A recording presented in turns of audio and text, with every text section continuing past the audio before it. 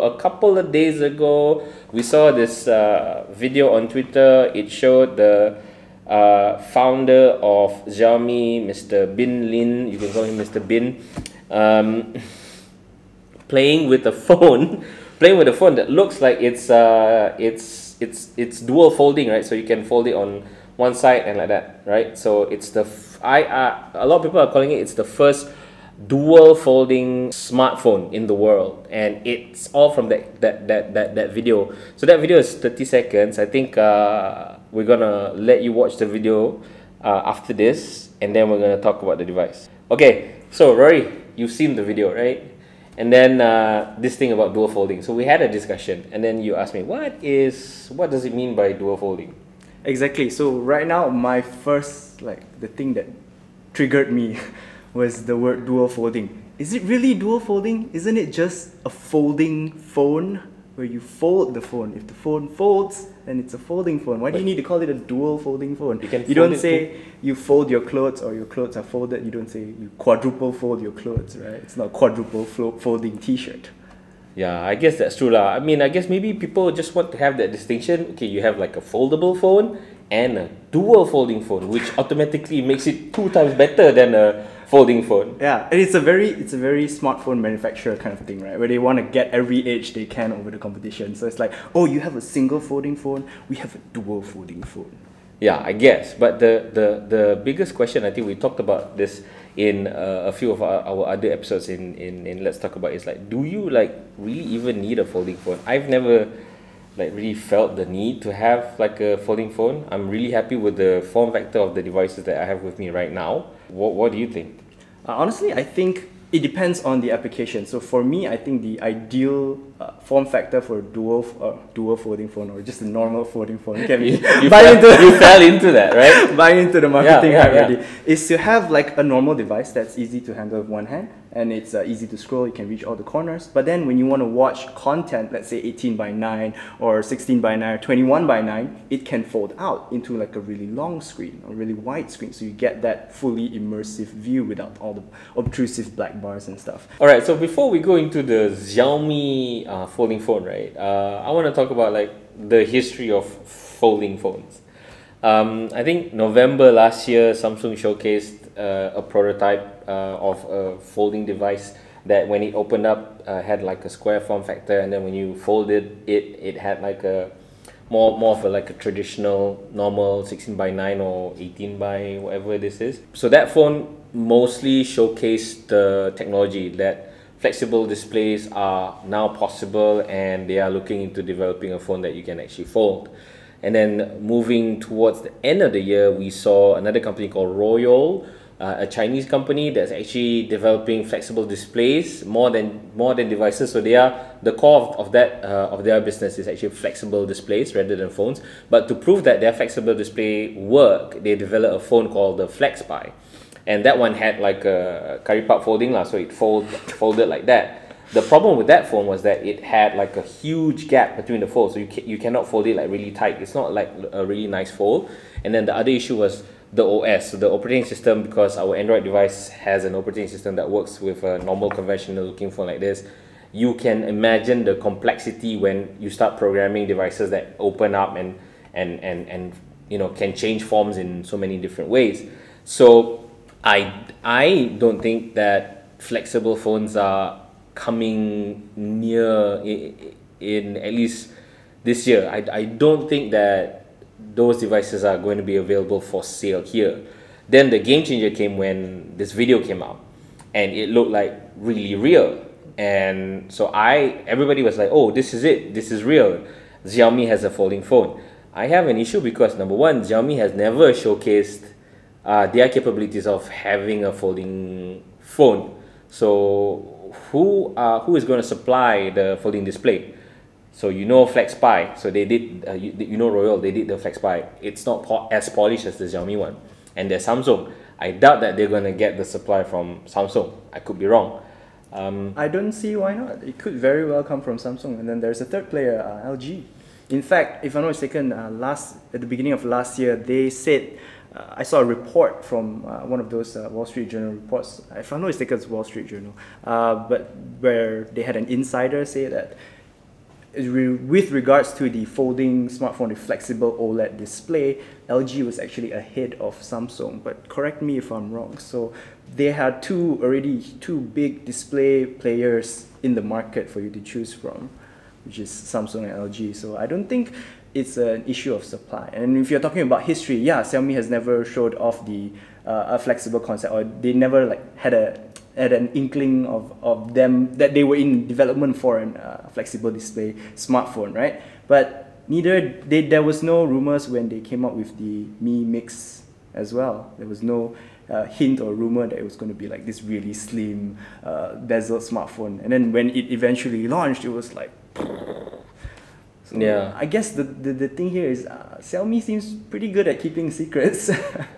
Yeah, well, okay. So if we go back to you mentioning LG and stuff like that. So at CES this year, we saw LG showing off their rollable display. So I guess in that respect, they are probably advanced. I don't know how far, whether it's 3 months or 6 months down the line in terms of technology gap, right, between Samsung and LG. But I mean, display is just one component. It makes the technology possible. But in terms of the iterativeness, right, to be able to put that display onto a phone, to have an OS that can operate with that display, and to have a phone that has the battery life, the durability, and everything else.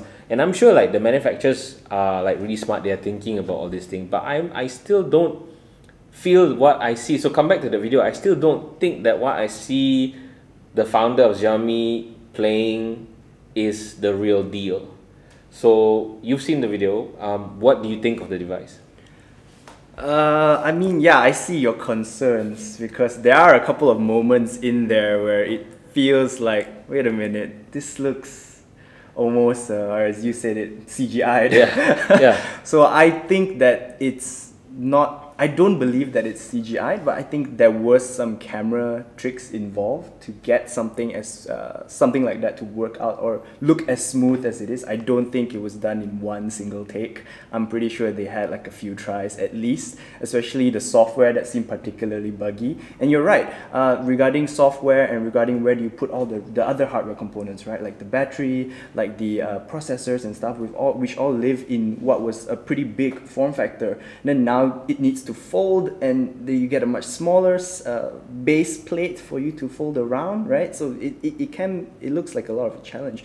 But regarding software, I think Samsung has done a lot of groundwork with Google, because when they revealed their folding smartphone, the report was that they were working closely with Google to develop a version of Android that was compatible with this folding display form factor. And Xiaomi themselves, they're a very well-established software company, so I'm sure they can figure it out. But coming back to whether or not we'll see like a proper ready-made, you can buy off the shelf folding smartphone, like a consumer grade one, maybe not. I'm still a little bit hesitant on that. I agree that from what we've seen so far, it doesn't look like they have something that's ready to go into the market just yet.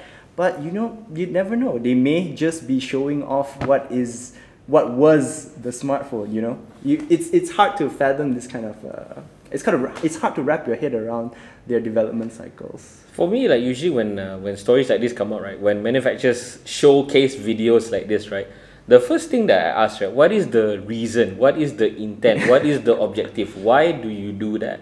So most of the time, right, so companies use media like as a tool. It's either a tool to bring attention to themselves, or it's a tool to divert attention from themselves, or there is a reason. And I feel that this concept phone, right, is not real for a few things. So if you look at the video, we'll probably play it back for you guys later. Number one is, it's a 30-second video, 30 or 10-second, I can't remember. So if you go to the 4th second, when he starts rotating the phone, so he was holding the phone like this, unfolded, and then he starts rotating it this way. And I cannot put my finger on it, but it just doesn't look right. It just doesn't look real. Maybe it's because we've never seen a folding phone before. It's something new in my mind, and it doesn't look right absolutely at all because it's a new format. Or maybe it's just not real at all, right? Because what is it? Okay, that's one. And then number two is after that, he starts folding the phone. So if I can demonstrate, I'm just gonna use this phone, right? He folds it like this, and it was an angle like if you look at that camera, the angle was like this. So when he folded it this way, I don't know whether you can see. Can you see the seam between the two phones? Can you see that? In the video, you can see the light cutting through that seam. So we were talking about it, and a lot of you guys, the people behind the camera, and you also thought that, hey, that could be like a glossy laminate that's reflecting off whatever. But I don't know. Why don't you guys take a look at the video and you tell me whether that seam, like you look at it. I think it's in the 5-second point of that video. You just look at it where it folded, right? You can see the light. And if you look at it carefully, you can actually see the sofa behind you can see what's going on in the background. So take a look at the 4-second mark. I think we're going to play that video for you after this, and then you let us know in the comments with whether this concept is real or not. And then there's another proof. And then after he folded the phone, he rotates it again to the lens portrait format, and the software rotated twice. We talked about it. Rory chalked it up to like a buggy software, and you said that Xiaomi has been developing software. I mean, it's good, but I don't think they're the best lah. So I'm not convinced. And then there are other things that they need to solve aside from the battery. Where do you put the ports, and where do you put the cameras? So the Xiaomi example, right, it folded like that, like it completely folded like twice, and I don't see any cameras anywhere. Can you live with a smartphone that doesn't have a camera? Because most of the pictures that's been uploaded on social media, Facebook, Twitter, Instagram, are from smartphones. Almost 90%, I can bet. So do you want to have a smartphone that, I think not having a phone that has a camera, right, will make it like 80% useless. I think lah. Okay. So I don't know. I mean, anything you want to add to that, or with the points that I have? Yeah, that video does raise a lot of suspicions because number one, it's like you said, it looks like you can see right through the seam, right? So, but that could be any number of reasons. It could be light reflection. It could maybe even be the display itself leaking a bit of light through because the product's body isn't fully covered up. So it could be that because it's an OLED panel. And then regarding the software, yeah, I'm sure there are a whole ton of bugs to work out for something to work with this kind of folding form factor. So it can be because of any number of reasons. I feel I'm not ready to chalk this up to like this is CGI just yet. I think it's at least it will work in a fixed number of practical situations. But regarding the what was the other thing you were talking about again? Okay, so the folding mechanism. Oh, where to put the cameras? And where to put the cameras? Yes. Yeah. I think that. For me, that doesn't seem like that big of an issue just yet because you can well, the way I see it, you can tuck it in the middle panel, right, and then have the screen fold over it, so that if you're using it in a small form factor, you don't see the cameras, but then you can open it up and maybe take a photo like that. It may be kind of awkward because it's like taking a photo of a tablet, right?